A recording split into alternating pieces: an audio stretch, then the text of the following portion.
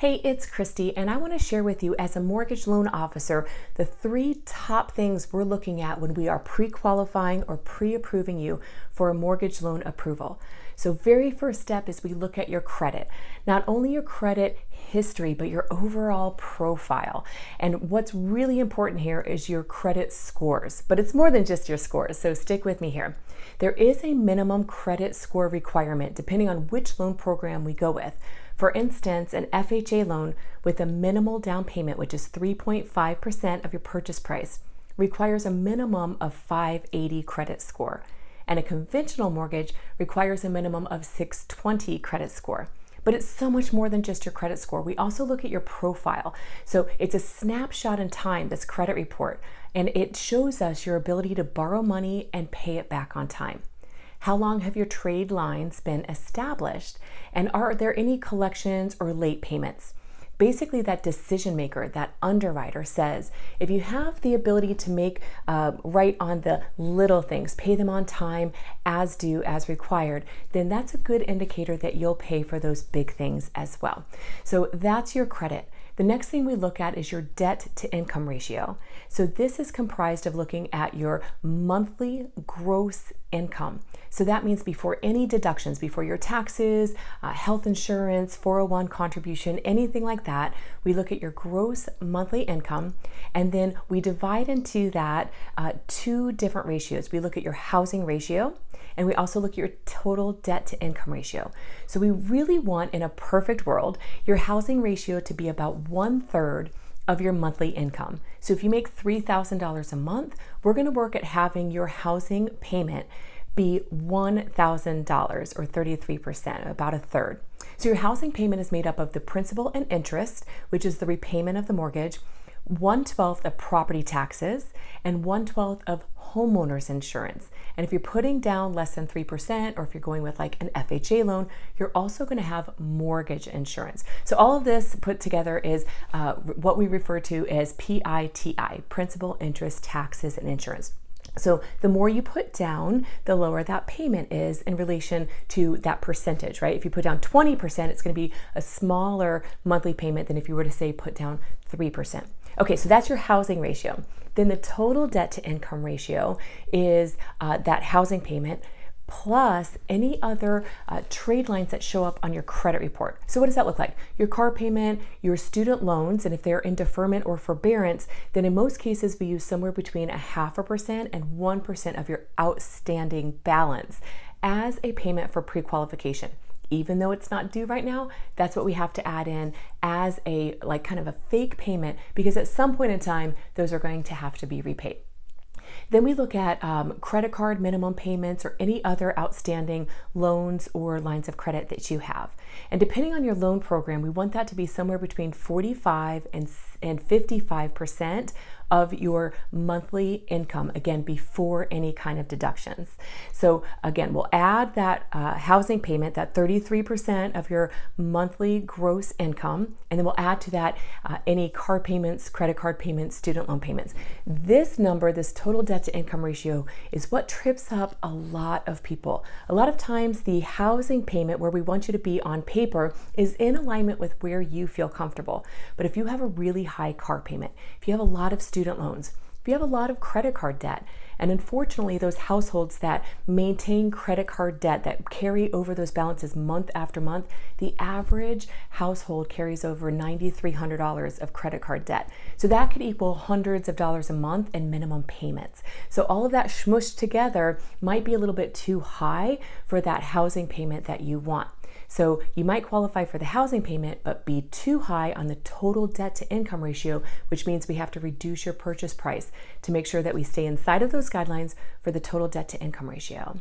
So this is in relation to what you're earning currently on your job. So if you recently got a promotion, let's say you were making $45,000 a year, you just got a promotion, now you're making $55,000 a year. We don't average that out over time. We use your current income at the time of your application and processing the loan, except if you are self-employed or if you are using overtime bonus income or commission income as part of your qualifying income, those numbers have to be averaged out over the last 24 months. But if you're just hourly or salary, we're going to base it off of what you're making at the time of application. So if you just got a promotion, it's a great time to apply. And then that last factor is going to be your cash to close.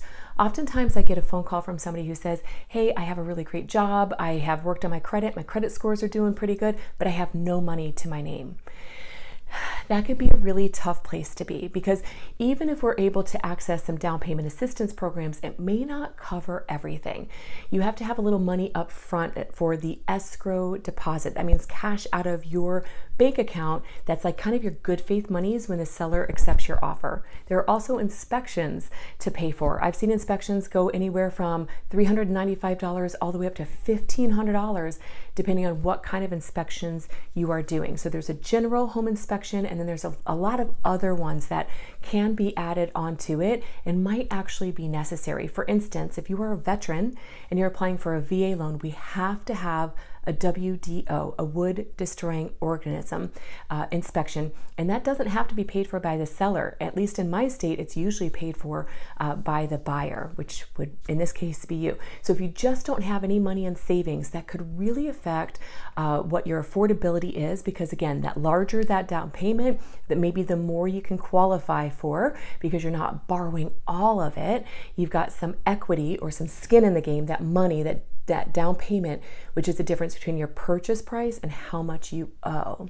And then also, if you don't have the down payment and closing costs, it may keep you from being able to get approved. For instance, let's say you earn too much to qualify for a down payment assistance program, because in a lot of times there are income thresholds. It's really designed for those people who just earn so little they truly cannot save. It would mean the difference between putting food in their family's mouth or saving for a down payment. So a lot of times there's an income threshold, and it goes somewhere between 80% and 100% of your area's median income. I know for our area, 80% of the median income is like right around the mid-50s for an annual income. But last year's median income for the entire nation was just over $45,000. So it depends on where you fit in. Let's say you exceed that threshold and you don't qualify then for down payment assistance program. In most cases, you have to have at least 3% down payment. And in this current market where it's really competitive to be a buyer, there's not as many listings as there are home buyers. You really can't ask in a lot of cases for sellers to pay your closing costs and have a competitive offer. So it would really be up to you to pay for your own closing costs.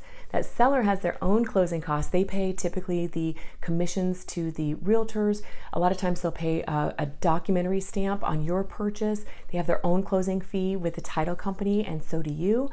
So they have their own closing costs. Their closing costs can often range somewhere between 6 and 8%, where your closing costs will range between 3 and 4%.